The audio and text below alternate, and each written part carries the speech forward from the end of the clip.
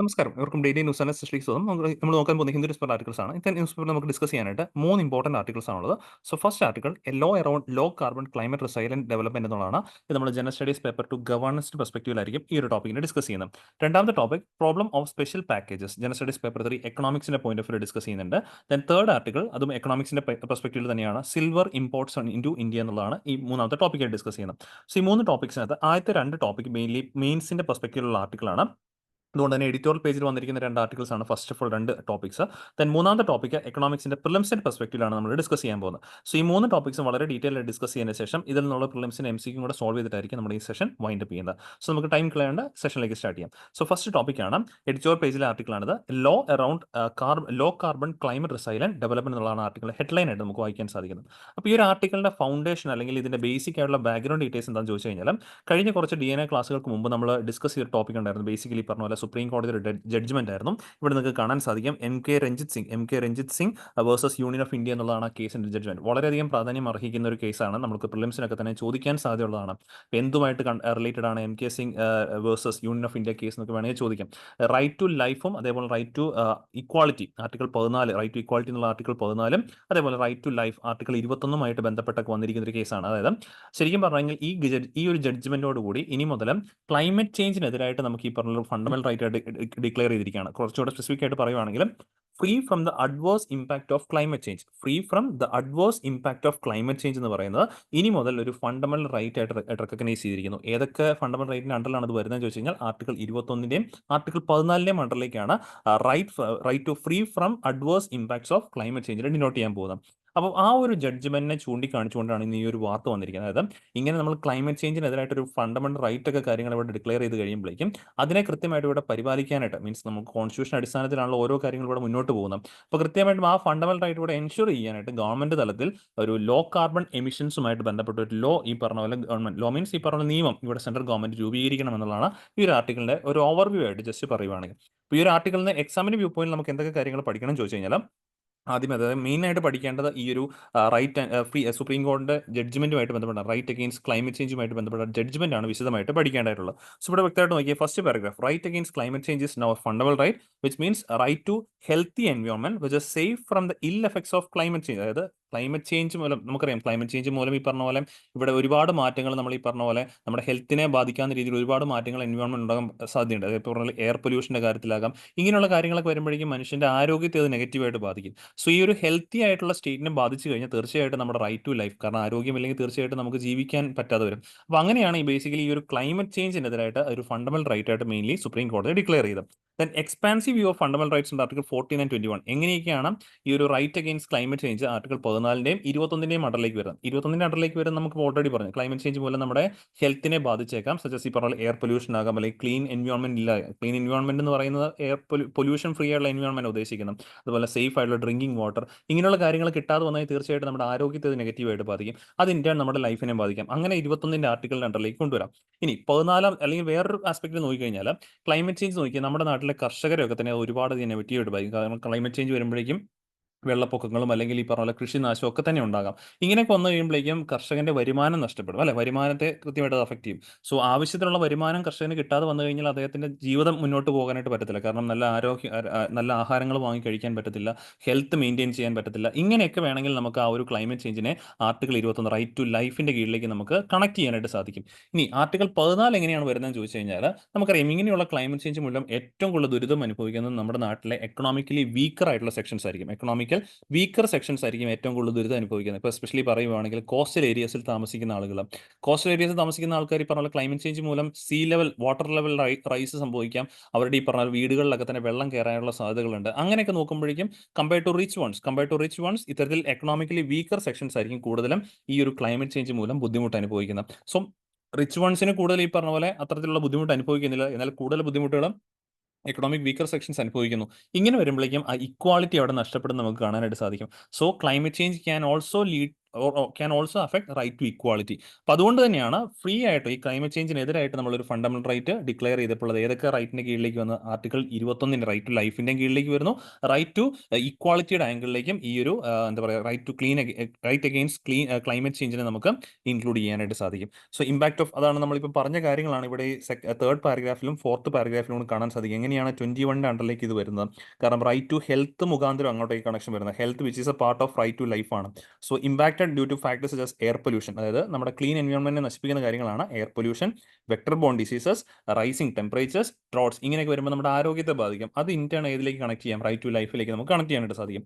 ഇനി ആർട്ടിക്കിൾ 14 കീഴിലേക്ക് എങ്ങനെ വരുമെന്ന് ചോദിച്ചു കഴിഞ്ഞാൽ climate change and environment degradation lead to acute food and water shortages in a particular area where the poor communities suffer more than the rich ones. Poor communities suffer more than the rich ones ആണ്. So ഏറ്റവും കൂടുതൽ ദുരിതം അനുഭവിക്കുന്നത് forest dwellers, അതായത് നമ്മുടെ വനങ്ങളെ ഫോറസ്റ്റിനെ depend ചെയ്ത് ജീവിക്കുന്ന ആൾക്കാർ, ട്രൈബൽ ആയിട്ടുള്ള ആൾക്കാർ, indigenous communities which are higher risk of losing there Holmes and cultures. അപ്പം ക്ലൈമറ്റ് ചേഞ്ച് പറയുമ്പോൾ കൂടുതലായിട്ട് നമ്മുടെ ഫോറസ്റ്റ് ഏരിയാസിനൊക്കെ ബാധിക്കാം. അപ്പോൾ ഈ പറഞ്ഞ ആളുകളുടെ ഈ പറഞ്ഞ പോലെ ലീവിങ് അല്ലെങ്കിൽ അവരുടെ കൾച്ചറിനെ, അവരുടെ ഈ പറഞ്ഞ പോലെ ഉപജീവന മാർഗ്ഗത്തെ ഒക്കെ തന്നെ അത് ബാധിക്കാനുള്ള സാധ്യത compared to rich ones. So due to climate change as compared to other communities. അപ്പോൾ അവിടെ ഇക്വാളിറ്റിയുടെ ഒരു കൺസെപ്റ്റ് അവിടെ നഷ്ടപ്പെടുന്നുണ്ട്. സോ അതുകൊണ്ട് തന്നെയാണ് സുപ്രീം കോടതി ഈ ജഡ്ജ്മെന്റിനകത്ത് റൈറ്റ് അഗെയിൻസ്റ്റ് ക്ലൈമറ്റ് ചേഞ്ചിനെ റൈറ്റ് ടു ഇക്വാളിറ്റിയുടെ പെർസ്പെക്റ്റീവിലും റൈറ്റ് ടു ലൈഫിന്റെ പെർസ്പെക്റ്റീവിലും കൊണ്ടുവന്നുള്ള കാര്യം കൃത്യമായിട്ട് മനസ്സിലേക്ക് വെച്ചേക്കാം. സോ ഇത്രയാണ് ആ ഒരു ആർട്ടിക്കിൾ നമുക്ക് എക്സാമിന് വ്യൂ പോയിന്റിൽ മനസ്സിലാക്കേണ്ടത്. അതായത് ഇങ്ങനെയൊക്കെയുള്ള പ്രശ്നങ്ങൾ ഇവിടെ വരുന്നത് കാരണം ഇതിപ്പോൾ സുപ്രീം കോടതി ജഡ്ജ്മെന്റ് ആയിട്ട് വന്നു, പക്ഷേ ഇതിനെ പ്രൊട്ടക്ട് ചെയ്യാനായിട്ട് അല്ലെങ്കിൽ ഈ റൈറ്റ് ടു ഇക്വാളിറ്റിയും റൈറ്റ് ടു ലൈഫിനെയും ഈ ക്ലൈമറ്റ് ചേഞ്ചിന്റെ ആസ്പെക്റ്റിൽ പ്രൊട്ടക്ട് ചെയ്യാനായിട്ട് ഗവൺമെന്റ് ഒരു ലോ നിലവിൽ കൊണ്ടുവന്നിട്ടില്ല. അപ്പോൾ അതിനെ സ്പെസിഫിക് ആയിട്ടുള്ള ലോ ഇവിടെ കൊണ്ടുവരണം. എന്ത് തരം ലോ ആയിരിക്കണം എന്ന് ചോദിച്ചു കഴിഞ്ഞാൽ a law around low carbon climate resilient development, അതായത് ലോ കാർബൺ എമിഷൻസ് ഒക്കെ ആയിട്ട് ബന്ധപ്പെട്ട അല്ലെങ്കിൽ ലോ കാർബൺ എമിഷൻസ് ഇവിടെ പ്രൊമോട്ട് ചെയ്യുന്ന രീതിയുമായിട്ട് ബന്ധപ്പെട്ട ഒരു നിയമം ഗവൺമെന്റ് തലത്തിൽ ഇവിടെ കൊണ്ടുവരണം എന്നുള്ളതാണ് ഈ ഒരു ആർട്ടിക്കിളിനകത്ത് മെയിൻലി നമ്മളോട് പറഞ്ഞു നൽകുന്നത്. ഇത്രയാണ് ഈ ഒരു ആർട്ടിക്കിളിന് എക്സാമിന് വ്യൂ പോയിന്റിൽ നമുക്ക് പഠിക്കാനായിട്ടുള്ളത്. ഓക്കെ, ഇനി നമ്മൾ രണ്ടാമത്തെ ആർട്ടിക്കിളിലേക്ക് മൂവ് ഓൺ ചെയ്യുകയാണ്.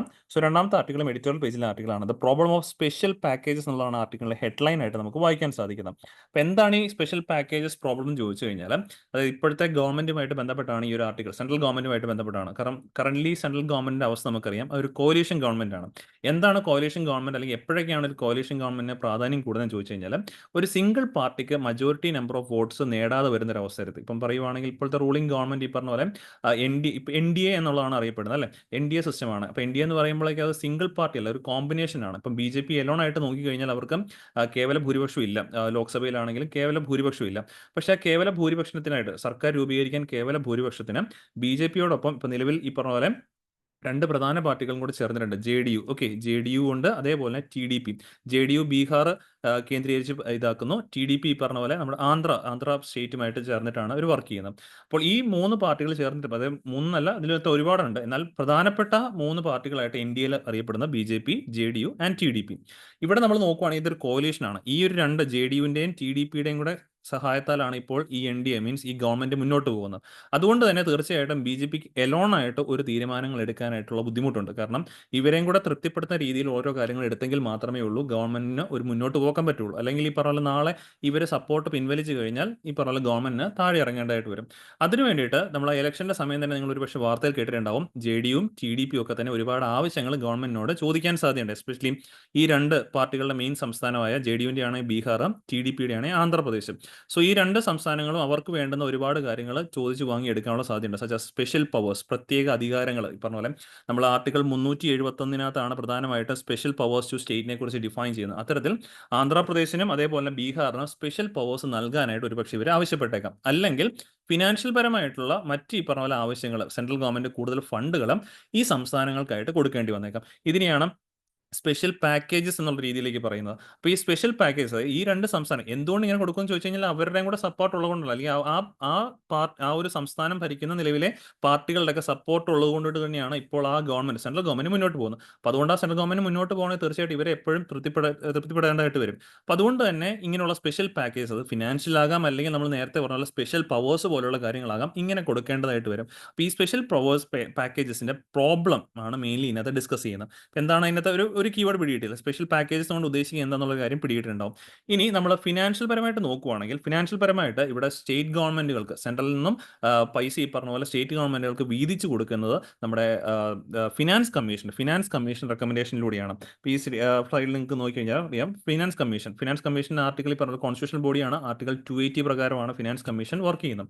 അപ്പോൾ ഈ ഫിനാൻസ് കമ്മീഷനാണ് തീരുമാനം എടുക്കുന്നത്, അല്ലെങ്കിൽ സെൻട്രൽ ഗവൺമെന്റിന് റെക്കമെൻഡ് ചെയ്യുന്നത് ഓരോ വർഷവും ഈ പറഞ്ഞ പോലെ എത്ര രൂപ സെൻട്രൽ ഗവൺമെന്റ് ടാക്സുകളിൽ നിന്നൊക്കെ കളക്ട് ചെയ്യുന്ന സെൻട്രൽ ഗവൺമെന്റ് വരുമാനത്തിൽ നിന്ന് എത്ര രൂപ സ്റ്റേറ്റുകൾക്ക് വീതിച്ചു കൊടുക്കണം. ഇവിടെ സെൻട്രലിൽ നിന്നും എത്ര സ്റ്റേറ്റിലേക്ക് വീതിച്ചു കൊടുക്കും എന്നുള്ളതിന് അറിയപ്പെടുന്നതാണ് വെർട്ടിക്കൽ ഡെവല്യൂഷൻ. സെൻട്രലിൽ നിന്ന് സ്റ്റേറ്റിലേക്ക് പോകുന്നത് വെർട്ടിക്കൽ ഡെവല്യൂഷൻ. ഇനി ഈ സംസ്ഥാനങ്ങൾക്കിടയിൽ ഓരോ സംസ്ഥാനത്തിനും എത്ര എത്ര വീതം കൊടുക്കണം എന്നുള്ളതിനെയാണ് ഹൊറിസോണ്ടൽ ഡെവല്യൂഷൻ എന്നറിയപ്പെടുന്നത്. ഇങ്ങനെ ഹൊറിസോണ്ടൽ ഓരോ സംസ്ഥാനം സ്റ്റേറ്റ് 1, സ്റ്റേറ്റ് 2, സ്റ്റേറ്റ് 3 ഇങ്ങനെ ഓരോ സംസ്ഥാനങ്ങൾക്ക് എത്ര കൊടുക്കണം എന്നുള്ളതിനെയാണ് ഹൊറിസോണ്ടൽ ഡെവല്യൂഷൻ അറിയപ്പെടുന്നത്. ഇപ്പം നിലവിൽ നോക്കുവാണെങ്കിൽ സെൻട്രൽ ഗവൺമെന്റ് 100 രൂപ ടാക്സിന്റെ വരുമാനമായിട്ട് കളക്ട് ചെയ്യുന്നുണ്ടെങ്കിൽ അതിൽ ഏകദേശം 41 രൂപയാണ് വെർട്ടിക്കൽ ഡെവല്യൂഷൻ. അതായത് ഇവിടെയുള്ള എല്ലാ സംസ്ഥാനങ്ങൾക്കുമായിട്ട് കൊടുക്കുന്നത് 41 രൂപയാണ്. ഈ 41 രൂപയിൽ വേണമെങ്കിൽ സ്റ്റേറ്റ് 1ന് 5 രൂപ കൊടുക്കാം. ഓക്കെ, ബാക്കി സ്റ്റേറ്റ് 2ന് 4 രൂപയായിരിക്കും. സ്റ്റേറ്റ് 3ക്ക് വേണമെങ്കിൽ 10 രൂപയായിരിക്കും. ഇങ്ങനെ ആഡ് ചെയ്ത് കഴിയുമ്പോൾ ഇത് എല്ലാ സംസ്ഥാനങ്ങൾക്കുമായിട്ട് ആഡ് ചെയ്യുമ്പോൾ കിട്ടുന്നതാണ് ഈ 41 രൂപ എന്ന് പറയുന്നത്. ഏർലിയർ, അതായത് ഇപ്പോൾ 15th ഫിനാൻസ് കമ്മീഷന്റെ കാലയളവ് തീരാറായി. പുതിയ നമ്മൾ 16th ഫിനാൻസ് കമ്മീഷനൊക്കെ തന്നെ അപ്പോയിന്റ് ചെയ്തിട്ടുണ്ട്. എന്തായാലും പുതിയ ഫിനാൻസ് കമ്മീഷൻ അപ്പോയിന്റ് ചെയ്യുന്ന ഓൾറെഡി റണ്ണിങ് ആവുന്നതിന്റെ കാലയളവ് തീരുന്നതിന് മുമ്പ് തന്നെ അപ്പോയിന്റ് ചെയ്യും. അപ്പോൾ അതുകൊണ്ടാണ് ഇപ്പോൾ 16th finance commission recent president appoint ചെയ്തിട്ടുണ്ടായിരുന്നു. 15th ഫിനാൻസ് കമ്മീഷനാണ് നിലവിൽ റൺ ചെയ്യുന്നത്. 15th ഫിനാൻസ് കമ്മീഷൻ റെക്കമെൻഡേഷൻ പ്രകാരം 41 രൂപയാണ് വെർട്ടിക്കൽ ഡെവല്യൂഷനായിട്ട് ആക്ട് ചെയ്യുന്നത്.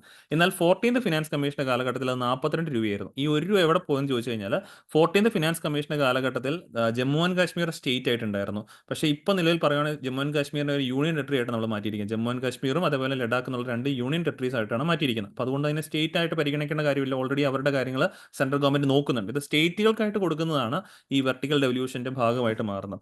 അപ്പോൾ ഇവിടെ ഇപ്പം ഇതുകൊണ്ടാണ് 42, 41 മാറിയെന്ന് ഓർത്തേക്കാം. അപ്പോൾ ഇവിടെ എവിടെയാണ് പ്രശ്നം വരുന്നത് ചോദിച്ചു കഴിഞ്ഞാൽ ഇപ്പോൾ ഈ സ്റ്റേറ്റ് 1, സ്റ്റേറ്റ് 2, സ്റ്റേറ്റ് 3 ഉണ്ടല്ലോ. നിലവിൽ ഇങ്ങനെ പോകുന്നതിനകത്ത് ഈ സ്റ്റേറ്റ് 2 ഒരു പക്ഷേ നിങ്ങൾ വിചാരിക്കുക ബീഹാറാണ്. സ്റ്റേറ്റ് 1 എന്ന് പറയുന്ന നിലവിൽ ഈ പറഞ്ഞ പോലെ ആന്ധ്രാപ്രദേശ് വിചാരിച്ചേക്കാം. അപ്പോൾ ഇപ്പം നിലവിലത്തെ അവസ്ഥ പ്രകാരം വേണമെങ്കിൽ എന്ത് ചെയ്യാം, ഈ സ്റ്റേറ്റ് 1ന് ഇനി മുതൽ കിട്ടുന്ന 5 രൂപയ്ക്ക് പകരം 8 രൂപ കിട്ടും.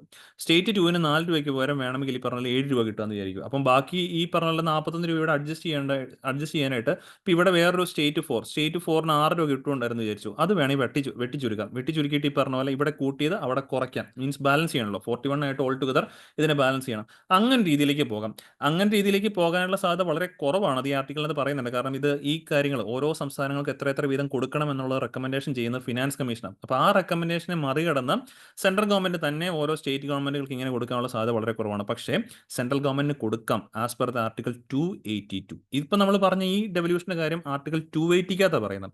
280 പറയുന്ന പോലെ ഓരോരോ സംസ്ഥാനങ്ങൾക്ക് ഇത്ര വീതിച്ച് കൊടുക്കുന്ന റെക്കമെൻഡേഷൻ ഫിനാൻസ് കമ്മീഷനാണ് കൊടുക്കേണ്ടത്. അപ്പോൾ അതുകൊണ്ട് തന്നെ അതിനകത്ത് മാറ്റങ്ങൾ വരുത്താനുള്ള സാധ്യത വളരെ കുറവാണ്. പക്ഷേ 282 എന്ന് പറഞ്ഞു കഴിഞ്ഞാൽ സെൻട്രൽ ഗവൺമെന്റിൻ്റെതായിട്ടുള്ള പ്രത്യേക അധികാരത്തോട് വരുന്നത് മിസ്ലേനിയസ് പവേഴ്സ് അല്ലെങ്കിൽ മിസ്ലേനിയസ് ആയിട്ടുള്ള ഫിനാൻഷ്യൽ ട്രാൻസാക്ഷൻസ് അവിടെ കൊടുക്കാം. അതായത് ഏതെങ്കിലും ഒരു പർട്ടിക്കുലർ സ്റ്റേറ്റിനും പ്രത്യേകമായുള്ള കാര്യങ്ങൾ ചൂണ്ടിക്കാണിച്ചു കൊണ്ടിട്ട് സെൻട്രൽ ഗവൺമെന്റ് എന്ത് ചെയ്യാം, പൈസ ഈ പറഞ്ഞ പോലെ കൊടുക്കാനായിട്ട് സാധിക്കും. മീൻസ് ഫിനാൻഷ്യൽ ഈ പറഞ്ഞ പോലെ സപ്പോർട്ട് കൊടുക്കാനായിട്ട് സാധിക്കും. അപ്പോൾ ഇവിടെ JDU ആയാലും അല്ലെങ്കിൽ TDP ആയാലും ആവശ്യപ്പെടുന്ന ഓരോ കാര്യങ്ങൾക്കും മീൻസ് ഫിനാൻഷ്യൽ പരമായിട്ട് ഒരുപാട് കാര്യങ്ങൾ ആവശ്യപ്പെട്ടേക്കാം. ആ ആവശ്യപ്പെടുന്ന കാര്യങ്ങളിൽ ഒരു പോസിബിലിറ്റി എന്ന് പറഞ്ഞു കഴിഞ്ഞാൽ ഇപ്പോൾ ഫിനാൻസ് കമ്മീഷൻ റെക്കമെൻഡേഷനിലൂടെ കൊടുക്കുന്ന ആ പൈസ ഉണ്ടല്ലോ അത് ചിലപ്പോൾ കൂട്ടാം.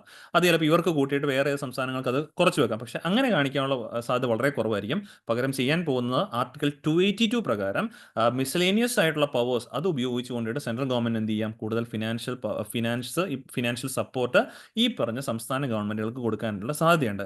ഇങ്ങനെയൊക്കെ ചെയ്യുമ്പോഴും ഈ പറഞ്ഞ പോലെ ഇന്ത്യയുടെ ഫെഡറേഷനെ അത് ബാധിക്കാം. കാരണം ഫെഡറേഷൻ എന്ന് പറയുമ്പോഴേക്കും നമ്മൾ ഈ പറഞ്ഞ പോലെ സ്റ്റേറ്റുകൾക്കെല്ലാം ഓൾമോസ്റ്റ് ഈക്വൽ ഇമ്പോർട്ടൻസ് കൊടുക്കണം. എന്നാൽ ചില സംസ്ഥാനങ്ങൾക്ക് നമ്മൾ ഈ പറഞ്ഞ പ്രത്യേകമായിട്ടുള്ള കാര്യങ്ങൾ ചൂണ്ടിക്കാണിച്ചു കൊണ്ടിട്ട് നമ്മൾ പ്രത്യേകമായിട്ടുള്ള അധികാരങ്ങൾ കൊടുക്കുന്നുണ്ട്. ആ അധികാരങ്ങളാണ് ആർട്ടിക്കിൾ 371 തൊട്ട് 371 പറയുന്നത്. അണ്ടർ ഈ പറഞ്ഞ പോലെ 371A മുതൽ ഈ പറഞ്ഞ പോലെ J വരെ മെൻഷൻ ചെയ്ത് ഇങ്ങനെ ഓരോ സംസ്ഥാനങ്ങൾ ഇത് ഏതൊക്കെ സംസ്ഥാനങ്ങളാണെന്നുള്ളത് അറിഞ്ഞിരിക്കുന്ന പ്രിലിംസിന് വളരെ ഇമ്പോർട്ടൻ്റ് ആണ്. മഹാരാഷ്ട്ര, ഗുജറാത്ത് ഉണ്ട്. അതേപോലെ തന്നെ ഈ പറഞ്ഞ പോലെ നാഗാലാൻഡ്, ആസാം, മണിപ്പൂർ, ആന്ധ്ര, സ്റ്റേറ്റ് ഓഫ് തെലങ്കാന. ഇപ്പോൾ ആന്ധ്രാപ്രദേശിനും തെലങ്കാനയ്ക്ക് ഓൾറെഡി ഒന്ന് കൊടുക്കുന്നുണ്ട്. അത് കൂടാണ്ടുള്ള ചില കാര്യങ്ങളായിരിക്കും അവിടെ കൊടുക്കുന്നതാണ് നമ്മൾ നേരത്തെ പറഞ്ഞത്. പിന്നെ ഈ പറഞ്ഞ പോലെ ആന്ധ്രാപ്രദേശിന് ഓൾറെഡി ദെൻ സിക്കിം, മിസോറാം, അരുണാചൽ പ്രദേശ്, ഗോവ, അതേപോലെ കർണാടക ഇത്ര സംസ്ഥാനങ്ങൾക്കാണ് നിലവിൽ ഈ സ്പെഷ്യൽ പവേഴ്സ് ഉള്ളത്.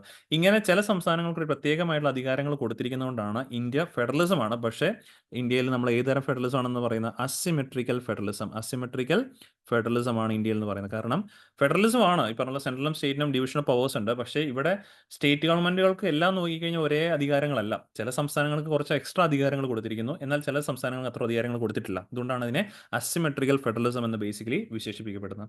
ഇത്രയും കാര്യങ്ങളാണ് ഈ ഒരു ആർട്ടിക്കിളിനകത്ത് നമ്മൾ ഡിസ്കസ് ചെയ്യാനായിട്ട്. മീൻസ് നോക്കിയാൽ നിങ്ങൾ നോക്കിക്കഴിഞ്ഞാൽ ആ ആർട്ടിക്കിൾ ആസ് സച്ച് വലിയ കൂടുതൽ കാര്യങ്ങൾ അതിനകത്ത് മെൻഷൻ ചെയ്യുന്നില്ല. ഓൾമോസ്റ്റ് സ്പെഷ്യൽ പാക്കേജസ് ഇങ്ങനെ ബി.ജെ.പിയിൽ ഈ പറഞ്ഞ പോലെ ജെ.ഡി.യും ടി.ഡി.പിയും വലിയ പ്രധാന പാർട്ടികളാണ്. അവർ ചോദിക്കുന്ന കാര്യങ്ങൾ ചിലപ്പോൾ സെൻട്രൽ ഗവൺമെന്റ് കൊടുക്കേണ്ടി വരും. It can affect the federalism. ഇത്രയും കാര്യങ്ങളാണ് മെയിൻലി ഈ ഒരു ആർട്ടിക്കിളിനകത്ത് പറഞ്ഞു പോയിരിക്കുന്നത്. പക്ഷേ എക്സാമിന്റെ വ്യൂ പോയിന്റിൽ നമ്മൾ നോക്കുമ്പോൾ എന്താണ് ഈ സ്പെഷ്യൽ പവേഴ്സ് 371 ആർട്ടിക്കിളിനകത്ത് പറയുന്ന കാര്യങ്ങൾ, അതേപോലെ ഫിനാൻസ് കമ്മീഷന്റെ കാര്യങ്ങൾ നമ്മൾ നേരത്തെ പറഞ്ഞ പോലെ ഫിനാൻസ് കമ്മീഷൻ അപ്പോയിന്റ് ചെയ്ത പ്രസിഡന്റ് ആണ്. സെൻട്രൽ ഡിവല്യൂഷനും ഹൊറിസോണ്ടൽ ഡെവല്യൂഷൻ്റെയും കാര്യങ്ങൾ. പിന്നെ എന്താണ് ആർട്ടിക്കിൾ 282 എന്ന് പറയുമ്പോഴേക്കും ആ ഒരു സ്പെഷ്യൽ പ്രൊവിഷൻസ് ആണ്. 282 മീൻസ് സ്പെഷ്യൽ അഡീഷണൽ ഗ്രാൻറ്റും കാര്യങ്ങളും മെൻഷൻ ചെയ്യുക. അത് ഈ ആർട്ടിക്കിളിനകത്ത് പറയുന്നുണ്ട്. ആർട്ടിക്കിൾ 282 എന്ന് പറഞ്ഞാൽ നിങ്ങൾക്ക് കൂടെ കാണാൻ സാധിക്കും. അപ്പം അങ്ങനെ ഓരോ ആർട്ടിക്കിൾ വായിക്കുമ്പോൾ നമുക്ക് എക്സാം ഫോക്കസ്ഡ് ആയിട്ടുള്ള കാര്യങ്ങൾ കൂടുതൽ പഠിച്ചു പോകാനായിട്ട് ശ്രദ്ധിക്കണം. അങ്ങനെ ശ്രദ്ധിച്ച് പോവുകയാണെങ്കിൽ നിങ്ങൾക്ക് പത്രം വായിക്കാനായിട്ട് അധികം സമയം എടുക്കത്തില്ല. അല്ലെങ്കിലാണ് നമ്മൾ പലപ്പോഴും ഒരുപാട് സമയം ഡെയിലി നമ്മുടെ സ്റ്റഡി റുട്ടീനകത്ത് ഒരുപാട് ടൈം ഈ പറഞ്ഞ പോലെ പത്രം വായിക്കുന്നതായിട്ട് നമ്മൾ തോന്നിയേക്കാം, അല്ലെങ്കിൽ അത്രയും സമയം നമുക്ക് ഒരുപക്ഷെ എടുത്തേക്കാം. ബട്ട് ഓരോ ആർട്ടിക്കിൾസിൽ നിന്നും നമുക്ക് വേണ്ടുന്ന കാര്യങ്ങൾ സെലക്ട് ചെയ്ത് പോവുകയാണെങ്കിൽ അത് ത്രൂ കുറേ നാളത്തെ ഈ പറഞ്ഞ പോലെ പത്രങ്ങൾ വായിക്കുമ്പോഴേക്കും നിങ്ങൾക്ക് മനസ്സിലാക്കാൻ പറ്റും, സോർട്ട് ഔട്ട് ചെയ്യാൻ പറ്റും ഏതൊക്കെ ആർട്ടിക്കിൾസ് ആണ്.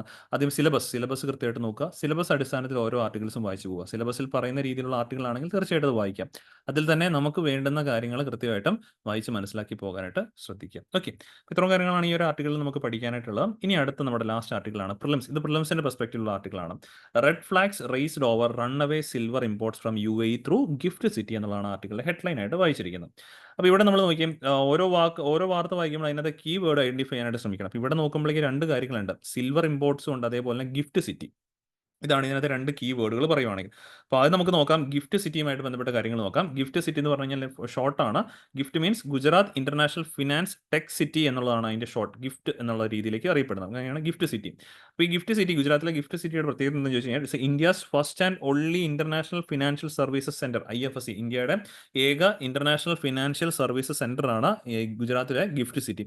അപ്പോൾ എന്താണ് ഈ ഇന്റർനാഷണൽ ഫിനാൻഷ്യൽ സർവീസ് സെന്റർ എന്ന് ചോദിച്ചു കഴിഞ്ഞാൽ, സാധാരണഗതിയിൽ നമ്മളിപ്പം ഇന്ത്യയിൽ പ്രവർത്തിക്കുന്ന സ്ഥാപനങ്ങളൊക്കെ ആണെങ്കിൽ കടം മേടിക്കാം. നമ്മൾ എക്സ്റ്റേണൽ കൊമേഴ്ഷ്യൽ പുറത്തുനിന്ന് കടം മേടിക്കുമല്ലോ. അപ്പോൾ ഇവിടെ നിന്നുള്ള പൈസ കൊണ്ട് മാത്രമേ ഇവർക്ക് ഇൻവെസ്റ്റ്മെന്റ് റൺ ചെയ്ത് പോകാൻ പറ്റത്തില്ല. അപ്പം പുറത്തുനിന്നൊക്കെ കടം മേടിക്കും. അപ്പോൾ പുറത്തുനിന്ന് കടം മേടിക്കാൻ ഇത്ര നാളും ഇവർ ഉപയോഗിച്ചുകൊണ്ടിരുന്ന പല രാജ്യങ്ങളും, മീൻസ് ഈ പറഞ്ഞ പോലെ സിംഗപ്പൂർ അല്ലെങ്കിൽ ബ്രിട്ടൻ ഇങ്ങനെയൊക്കെയുള്ള സ്ഥലങ്ങളിലൊക്കെ ഇടങ്ങളിൽ പോയിട്ടായിരുന്നു ഫണ്ട് കൂടുതൽ കളക്ട് ചെയ്തുകൊണ്ടിരുന്നത്. പക്ഷെ അതിന് പകരം ആ കാര്യങ്ങളൊക്കെ തന്നെ ഇന്ത്യയിൽ തന്നെ ഫെസിലിറ്റേറ്റ് ചെയ്ത് കൊടുക്കുക, അതിനുള്ളൊരു സ്പെഷ്യൽ എക്കണോമിക് സോൺ പോലെ ക്രിയേറ്റ് ചെയ്തിരിക്കുന്നതാണ് ഗുജറാത്തിലെ ഫിൻടെക് സിറ്റി അല്ലെങ്കിൽ ഈ പറഞ്ഞ ഗിഫ്റ്റ് സിറ്റി. അപ്പോൾ ആ സിറ്റിയിൽ വിദേശ ബാങ്കുകൾ, വിദേശത്ത് ഈ പറഞ്ഞ പോലെ മറ്റ് ലെൻഡിങ് ഓർഗനൈസേഷൻസ് ഇവരെല്ലാം അവിടെ അവരുടെ സ്ഥാപനങ്ങൾ സ്ഥാപിച്ചിട്ടുണ്ട്. മീൻസ് അവരുടെ ബ്രാഞ്ചസ് സ്ഥാപിച്ചിട്ടുണ്ട്. അപ്പോൾ ഇന്ത്യയിലെ കമ്പനികൾക്ക് പുറത്ത് പോയി കടം മേടിക്കാനായിട്ട് പുറത്തേക്ക് പോകേണ്ട കാര്യമില്ല. ആ ചെലവ് അവർക്ക് ലാഭിക്കാം. അവർക്ക് എങ്ങോട്ടേക്ക് പോയാൽ മതി? ഗുജറാത്തിലെ ഫിൻടെക് സിറ്റി മീൻസ് ഗുജറാത്തിലെ ഗിഫ്റ്റ് സിറ്റിയിലേക്ക് പോയി കഴിഞ്ഞാൽ അവിടെ നിന്നും ഈ പറഞ്ഞ പോലെ കടം കണ്ടെത്താനായിട്ട് സാധിക്കും. പൈസ ബോറോ ചെയ്യുന്ന മാർഗ്ഗങ്ങൾ അവർക്ക് കണ്ടെത്താനായിട്ട് സാധിക്കും. അപ്പോൾ ആ ഒരു ബെനിഫിറ്റ് ആണ് മെയിൻലി നമ്മൾ ഗിഫ്റ്റ് സിറ്റി കൊണ്ട് ഉദ്ദേശിക്കുക. ഒരു സ്പെഷ്യൽ എക്കണോമിക് സോൺ എന്ന് ഉദ്ദേശിക്കുക. അത് മാത്രമല്ല അവിടെ പ്രവർത്തിക്കുന്ന അല്ലെങ്കിൽ പ്രവർത്തിക്കാൻ ആഗ്രഹിക്കാനൊക്കെ ഉപയോഗിക്കുന്ന കമ്പനികൾക്കൊക്കെ തന്നെ ഒരുപാട് ഇൻസെന്റീവുകൾ ഗവൺമെന്റ് കൊടുക്കുന്നുണ്ട്. ഇപ്പോൾ അവിടെ പ്രവർത്തിക്കുന്ന ഒരു സ്ഥാപനം, ഒരു മാനുഫാക്ചറിംഗ് സ്ഥാപനം എന്ന് വിചാരിച്ചു, അവരുടെ റോ മെറ്റീരിയൽ പുറത്ത് ഇങ്ങോട്ടേക്ക് ഇറക്കുമതി ചെയ്യുമ്പോൾ അതിൻ്റെതായ ബെനിഫിറ്റുകളൊക്കെ കിട്ടും. മീൻസ് ടാക്സ് ഇൻസെന്റീവ്സ് രൂപത്തിലൊക്കെ കിട്ടും. അങ്ങനെ കൊടുക്കുന്നതിന്റെ കാര്യം കൂടുതൽ ബിസിനസ് നമുക്ക് ഇവിടെ പ്രൊമോട്ട് ചെയ്യാനായിട്ടാണ്. ഇന്ത്യയിൽ കൂടുതൽ ബിസിനസ് അല്ലെങ്കിൽ ഇന്ത്യയിൽ കൂടുതൽ മാനുഫാക്ചറിംഗ് പ്രൊമോട്ട് ചെയ്യാനായിട്ടാണ്. ഇങ്ങനെ പ്രൊമോട്ട് ചെയ്യുമ്പോൾ നമുക്ക് കിട്ടുന്ന ഗുണം എവിടെയെന്ന് ചോദിച്ചാൽ we can generate more and more employment opportunities in our country. അപ്പോൾ അതിന് വേണ്ടിയിട്ടാണ് ഇങ്ങനെയുള്ള ഫിൻടെക് സിറ്റികൾ നമ്മളിവിടെ രൂപീകരിച്ചിരിക്കുന്നത്. ഇപ്പോൾ എന്തായാലും ഗിഫ്റ്റ് സിറ്റിയുടെ ജസ്റ്റ് നമ്മൾ ഗിഫ്റ്റ് സിറ്റി എന്താണെന്ന് കണ്ടു. അതിന് ജസ്റ്റ് ബെനിഫിറ്റ്സ് നമുക്ക് പറയും. ഇപ്പം ഞാൻ ഈ പറഞ്ഞത് തന്നെയാണ്. ഈ പറഞ്ഞ പോലെ preferred location for national multinational firms. നാഷണലും മൾട്ടിനാഷണൽ ഫേംസുകളും നമുക്ക് ഇവിടെ കാണാൻ സാധിക്കും, ഗിഫ്റ്റ് സിറ്റിയിൽ കാണാൻ സാധിക്കും. മെയിൻലി ഇവരൊക്കെ തന്നെ ചെയ്യുന്ന ഫിനാൻഷ്യൽ സർവീസസ് ആയിരിക്കും. ബാങ്കിങ് അല്ലെങ്കിൽ ഈ പറഞ്ഞ പോലെ മറ്റ് പ്രൊഡക്ഷൻ ആക്ടിവിറ്റീസ് ഒക്കെ ആയിരിക്കും കൂടുതൽ ചെയ്യുന്നത്. And tax exemptions also make it lucrative for investment. ഇവിടെ സ്ഥാപിക്കുന്ന കമ്പനികൾക്ക് ടാക്സ് എക്സംഷൻസും ഗവൺമെന്റ് കൊടുക്കാറുണ്ട്. ഇതിലൂടെ നമ്മൾ ലക്ഷ്യം വെക്കുന്നത് എന്താണ്? ജോബ് ക്രിയേഷൻ ആണ് കൂടുതൽ നമ്മൾ ലക്ഷ്യം വെക്കുന്നത്. 10 lakh direct jobs by year 2020 ആയിരുന്ന തുടക്ക കാലഘട്ടത്തിൽ ഇതിന് നമ്മൾ പ്രതീക്ഷിച്ചിരുന്ന കാര്യങ്ങളൊക്കെ അതൊക്കെ അച്ചീവ് ചെയ്തിട്ടുണ്ട്. ദെൻ ഇവിടെ നമ്മൾ അത്രയും കാര്യങ്ങൾ ഗിഫ്റ്റ് സിറ്റിയുമായിട്ട് ബന്ധപ്പെട്ട അടുത്ത കാര്യങ്ങൾ. ഇനി രണ്ടാമത്തെ കീവേഡ് ആയിരുന്നു സിൽവർ ഇമ്പോർട്ട്സ്. ഇന്ത്യയിൽ നമ്മൾ ഏകദേശം ഇപ്പം ഇത് ചോദിക്കാവുന്നതാണ്, കഴിഞ്ഞ 2023 കൂടുതൽ നമ്മൾ സിൽവർ ഈ കഴിഞ്ഞ 4 മാസം ഈ ഫിനാൻഷ്യൽ ഇയറിലെ ഏപ്രിൽ, മെയ്, ജൂൺ, ജൂലൈ മാസങ്ങളിലായിട്ട് നമ്മൾ ഇത്ര നാളായിട്ട് തന്നെ ഫസ്റ്റ് 4 months ഓഫ് 2024 ആയിട്ട് നമ്മൾ ജനുവരി, ഫെബ്രുവരി, മാർച്ച്, ഏപ്രിൽ ഈ 4 മാസങ്ങളിലായിട്ട് നമ്മൾ 2023 വർഷത്തിൽ മുഴുവനായിട്ട് ഇമ്പോർട്ട് ചെയ്തതിനേക്കാൾ കൂടുതൽ എന്ത് ചെയ്തിട്ടുണ്ട് നമ്മളിപ്പോൾ ഈ 2024 ആദ്യത്തെ 4 മാസത്തിൽ തന്നെ നമ്മൾ ഇമ്പോർട്ട് ചെയ്തിട്ടുണ്ട്. അപ്പോൾ അതൊരു വലിയൊരു പോയിന്റ് തന്നെയാണ്. എന്തുകൊണ്ട് ഇന്ത്യയിൽ സിൽവർ, ഗോൾഡ് അല്ലട്ടോ, സിൽവറിന്റെ ഇമ്പോർട്ട് കൂടുന്നു? അതിന് കാരണം എന്ന് പറഞ്ഞു കഴിഞ്ഞാൽ പ്രധാനമായിട്ടും നമ്മുടെ ഒന്ന് സോളാർ പാനൽ ഇൻഡസ്ട്രീസ്, ഇപ്പോൾ ഇവിടെയാണല്ലോ സോളാർ ഇൻഡസ്ട്രീസ് വളർന്നു വരുന്നുണ്ട്. അപ്പോൾ അതിലേക്കുള്ള റോ മെറ്റീരിയൽസിന്റെ ഉപയോഗത്തിനായിട്ട് ഇത് കൂടുതൽ ഉപയോഗിക്കുന്നുണ്ട്. പിന്നെ രണ്ടാമതായിട്ട് ഒരു സ്പെക്കുലേറ്റീവ് ഇൻവെസ്റ്റ്മെന്റ്, അപ്പോൾ നമ്മൾ സ്വർണ്ണത്തിന്റെ ഇൻവെസ്റ്റ്മെന്റ് ആയിട്ട് കണക്കൊക്കെ അത്തരത്തിൽ ഇപ്പം സ്വർണ്ണത്തിൽ നിന്ന് മാറി വെള്ളിയിലേക്ക്, സിൽവറിലേക്ക് ഇൻവെസ്റ്റ്മെന്റുകൾ മാറുന്നുണ്ട്. അപ്പം അതിന്റെ ആവശ്യക്കാർ കൂടുമ്പോൾ തീർച്ചയായിട്ടും ഒരുപാട് ഈ പറഞ്ഞ ഇമ്പോർട്ട് നമുക്ക് ചെയ്യേണ്ടതായിട്ട് വരും. അപ്പം ഇവിടെ പ്രശ്നം എവിടെയാണ്? അപ്പോൾ ഈ ഒരു കാര്യം നോക്കാം. ഇനി അടുത്തൊരു സ്ലൈഡാണ്. ഇന്ത്യ ഇമ്പോർട്ട് ചെയ്യുന്ന സിൽവറിൽ ഏകദേശം നല്ലൊരു പങ്കും വരുന്ന ഇവിടുന്നാണ്, യു എ നിന്നാണ്. കാരണം യു എയിലാണ് സ്വർണ്ണത്തിന്റെയും അതേപോലെ സിൽവറിന്റെയും വലിയൊരു നിക്ഷേപങ്ങളും കാര്യങ്ങളൊക്കെ ഉണ്ട്. അതുകൊണ്ട് തന്നെ ഇന്ത്യയിലേക്ക് വരുന്ന ഏറെക്കുറയും സ്വർണ്ണവും സിൽവറും ഒക്കെ തന്നെ ഈ രാജ്യം യു എയിൽ നിന്നൊക്കെയാണ് കൂടുതലും വരാറുള്ളത്. എന്തുകൊണ്ടാണെന്ന് ചോദിച്ചാൽ നമ്മൾ ജ്വല്ലറി മേക്കിങ്ങിന് വളരെ എക്സ്പേർട്ട് ആണ്. നമ്മൾ സ്വർണ്ണം അവിടെ നിന്ന് ഇങ്ങോട്ടേക്ക്, സ്വർണ്ണം അല്ലെങ്കിൽ വെള്ളി അവിടെ നിന്ന് ഇങ്ങോട്ടേക്ക് ഇറക്കുമതി ചെയ്തിട്ട് അതിനെ ജ്വല്ലറി രൂപത്തിലേക്കാക്കി അങ്ങോട്ട് തന്നെ എന്ത് ചെയ്യുന്നു, നമ്മൾ കയറ്റുമതി ചെയ്യുന്നു. അതാണ് നമ്മൾ ബേസിക്കലി ചെയ്യുന്നത്. അപ്പോൾ ഇതിന് വേണ്ടിയിട്ട് നമ്മൾ ഇന്ത്യയും യു എയും തമ്മിൽ മീൻസ് കരാർ ഒപ്പിട്ടിട്ടുണ്ട്. Known as India U A comprehensive economic partnership agreement, CEPA എന്ന ഷോർട്ടിൽ അറിയപ്പെടുന്നു. ഈ കരാർ പ്രകാരം വളരെ ചെറിയ നികുതിയാണ് ഗൾഫ് രാജ്യം യു എയിൽ നിന്നും ഇങ്ങോട്ടേക്ക് ഇറക്കുമതി ചെയ്ത സ്വർണ്ണത്തിനും സിൽവറിനും നമ്മൾ ചാർജ് ചെയ്യുന്നത്. അത് ഈ പറഞ്ഞ പോലെ എന്ന് പറഞ്ഞുകൊണ്ട് ആർക്കും യു എയിൽ നിന്ന് ഇങ്ങോട്ടേക്ക് സ്വർണ്ണവും വെള്ളിയൊന്നും ഇറക്കുമതി ചെയ്യാൻ പറ്റത്തില്ല. അതിന് കൃത്യമായിട്ട് RBIയുടെ ഒക്കെ തന്നെ അംഗീകാരമുള്ള സ്ഥാപനങ്ങൾക്കേ പറ്റുള്ളൂ. കാരണം അല്ലെങ്കിൽ ഇത് വളരെ പ്രഷ്യസ് ആയിട്ടുള്ള മെറ്റൽസ് ആണ്. ഒരുപാടധികം ഇറക്കുമതി ചെയ്ത് കഴിഞ്ഞാൽ ഇന്ത്യയുടെ പൈസ, മീൻസ് നമ്മൾ അങ്ങോട്ട് പൈസ കൊടുക്കണമല്ലോ ഇത് ഇറക്കുമതി ചെയ്യേണ്ട, ഇന്ത്യയുടെ പൈസ അങ്ങോട്ടേക്ക് നഷ്ടപ്പെടാം. അങ്ങനെയുള്ള പല പ്രശ്നങ്ങളും വരാനുള്ള ചാൻസ് ഉണ്ട്. അതുകൊണ്ട് തന്നെ RBIയുടെ അംഗീകാരമുള്ള സ്ഥാപനങ്ങൾക്ക് മാത്രമേ ശരിക്കും പറഞ്ഞു കഴിഞ്ഞാൽ അവിടെ നിന്ന് ഇങ്ങോട്ടേക്ക് സ്വർണ്ണവും വെള്ളിയൊക്കെ തന്നെ ഇറക്കുമതി ചെയ്യാൻ പറ്റുള്ളൂ. പക്ഷേ ഈ ഗിഫ്റ്റ് സിറ്റിയുടെ മറവിൽ, ഗിഫ്റ്റ് സിറ്റിയിൽ നമ്മൾ കമ്പനികൾ സ്ഥാപിക്കുകയാണെങ്കിൽ അവിടെ നമ്മൾ ടാക്സ് എക്സംഷൻസും കാര്യങ്ങളൊക്കെ കൊടുക്കുന്നുണ്ട്. അപ്പം ഗിഫ്റ്റ് സിറ്റിയിൽ പ്രവർത്തിക്കുന്ന ഒരുപാട് സ്ഥാപനങ്ങൾ ഇപ്പോൾ ശരിക്കും പറഞ്ഞാൽ സ്വർണ്ണവും വെള്ളിയൊക്കെ തന്നെ ഇറക്കുമതി ചെയ്യുന്നതായിട്ട് കണ്ടുപിടിച്ചിട്ടുണ്ട്. അപ്പം ഇങ്ങനെ കണ്ടുപിടിക്കുമ്പോഴപ്പം ഇത് പലരും ഈ പറഞ്ഞ ലൈസൻസ് ഇല്ലാതൊക്കെ തന്നെ, അല്ലെങ്കിൽ അതിന് ലൈസൻസ് മീൻസ് ഇത് ഇമ്പോർട്ട് ചെയ്യാനുള്ള ലൈസൻസ് ഇല്ലാതെയൊക്കെ തന്നെ ഇറക്കുമതി ചെയ്ത ആൾക്കാരുടെ ഡേറ്റാസ് ഒക്കെ കിട്ടിയിട്ടുണ്ട്. അതിനെയാണ് ഇപ്പോൾ നിലവിൽ ബാൻ ചെയ്തിരിക്കുന്നത്. ഇത്രേ ഉള്ളൂ ഇതിനകത്ത് വാർത്ത എന്ന് പറഞ്ഞു കഴിഞ്ഞാൽ. ഈ ലൈസൻസ് ഇല്ലാതെ ഗിഫ്റ്റ് സിറ്റിയിലൂടെ പ്രവർത്തിക്കുന്ന കമ്പനികൾ സ്വർണ്ണവും വെള്ളിയും ഇറക്കുമതി ചെയ്യുന്നതിനെ കണ്ടുപിടിച്ചു അതിനെ ബാൻ ചെയ്തിരിക്കുന്നതാണ് പറഞ്ഞിരിക്കുന്നത്. ബട്ട് വാർത്തകൾ നോക്കിക്കഴിഞ്ഞാൽ അറിയാം. ഈ ഒരു വാർത്ത ഞാൻ വായിച്ചു നോക്കിയാൽ, red flags raised over run away silver import from UAE through gift city. Gift സിറ്റിയിലൂടെ ഈ പറഞ്ഞ പോലെ ഇതിന് ലൈസൻസ് ഇല്ലാത്ത കമ്പനികളാണ് സ്വർണ്ണവും വെള്ളിയും ഇറക്കുമതി ചെയ്തത്. അതിനെ കണ്ടുപിടിച്ചു എന്നുള്ളതാണ് വാർത്ത വന്നിരിക്കുന്നത്. ഇതിനകത്ത് എക്സാമിന്റെ വ്യൂ പോയിന്റ് നമ്മൾ പഠിക്കേണ്ട ആദ്യം ഗിഫ്റ്റ് സിറ്റി എന്താണെന്ന് പഠിക്കുക. പിന്നെ രണ്ടാമതായിട്ട് സിൽവറിന്റെ ഇമ്പോർട്ട്സിന്റെ കണക്കുകൾ. ഇന്ത്യ പ്രധാനമായിട്ടും സിൽവർ ഇമ്പോർട്ട് ചെയ്യുന്ന എവിടെ നിന്നാണ്, UAE എന്നാണെന്നുള്ള കാര്യം മനസ്സിലാക്കി വെച്ചേക്കാം. അപ്പോൾ ഇത്രയും കാര്യങ്ങളാണ് നമുക്ക് ഇന്നത്തെ 3 ആർട്ടിക്കിൾസിലായിട്ട് പഠിക്കാനുണ്ടായിരുന്നത്. ഇത് നമ്മുടെ ഒരു പ്രിലിംസ് ക്വസ്റ്റ്യൻ ആണ്, PYQ ആണ്, UPSC ക്വസ്റ്റ്യൻ ആണ്, 2016 UPSC ക്വസ്റ്റ്യൻ ആണ്. ജസ്റ്റ് നിങ്ങൾ ചെയ്യാനായിട്ട് ശ്രമിക്കുക. ഗോൾഡുമായിട്ട് ബന്ധപ്പെട്ട കാര്യങ്ങളാണ്. Gold sovereign gold bond scheme, gold monetary scheme എന്നറിയപ്പെടുന്ന ആ ഒരു സ്കീമുമായിട്ട് ബന്ധപ്പെട്ട ഒരു 3 സ്റ്റേറ്റ്മെന്റ് ക്വസ്റ്റ്യൻ ആണ്. അപ്പോൾ ഈ 3 സ്റ്റേറ്റ്മെന്റ് ഒന്ന് വായിച്ച് നോക്കിയിട്ട് ഇതിനകത്ത് ഏതാണ് കറക്റ്റ് എന്നുള്ളത് മാർക്ക് ചെയ്യുക. എക്സാക്ട് ആയിട്ടുള്ള ഓപ്ഷൻസ് നിങ്ങൾ മാർക്ക് ചെയ്ത് കമന്റ് ബോക്സിൽ രേഖപ്പെടുത്തുക. ഓക്കെ, പിന്നെ നമ്മൾ ഡിസ്കസ് ചെയ്ത 3 ആർട്ടിക്കിൾസ് എല്ലാവർക്കും ക്ലിയർ ആണെന്ന് വിശ്വസിക്കുന്നു. വീണ്ടും നമുക്ക് അടുത്ത ദിവസം കാണാം. Thank you.